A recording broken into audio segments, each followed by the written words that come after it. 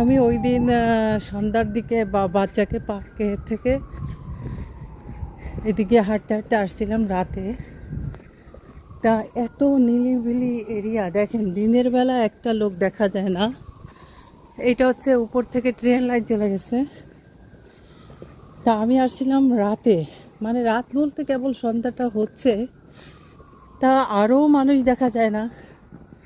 এত ভয় লাগতেছিল, কারণ আমি যে এরিয়াতে থাকি সেই এরিয়াতে অনেকে ভয় পায় থাকতে। মানে নিউ ইয়র্ক শহরে কিছু কিছু এরিয়া আছে না, কিন্তু আমি থাকা অবস্থায় দেখি নাই কোনো ক্রিমিনাল রেকর্ড, ওইভাবে দেখি না। তা আমি রাতের বেলা সন্ধ্যা হয়ে গেছে, আমি খুবই ভয় পাচ্ছিলাম। মানে কিভাবে যে গেছি, মনে হচ্ছে আমাকে ভূত ধরবে এরকম। এইটা একটা পাকিস্তানি মসজিদ, বড়, প্রায় প্রায় 500-1000 মানুষ ধরবে এই মসজিদে। এই যে অনেক বড় এরিয়া নিয়ে একটা মসজিদ আছে আমার বাসার কাছেই। আমি এখন ওখানে যেতে পারছি না। তা এই হচ্ছে কথা। এখানে এই কর্নারেও একটা বাংলাদেশি বাড়ি আছে।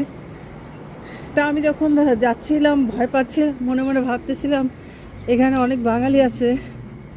এইটা ভেবেই আমার মনের ভিতরে একটু সাহস আসলো, এই আর কি। যেহেতু নিজের কালচারাল লোক, যতই এড়িয়ে চলি, ঝামেলা মুক্ত হতে চাই, তারপরও কোনো না কোনোভাবে ভরসা নিজের কমিউনিটি, তাই না? আমরা খুব এড়িয়ে চলি। আমেরিকাতে আসার পরে প্রথম 2-3 বছর তো আমি তেমন 5-6 জন ফ্রেন্ড ছাড়া আমার কোনো বাঙালি পরিচিত ছিল না। তা এখন কিছু বাঙালি পরিচিত হয়েছে, আল্লাহ রহমতে ভালো, তারা অনেক ভালো।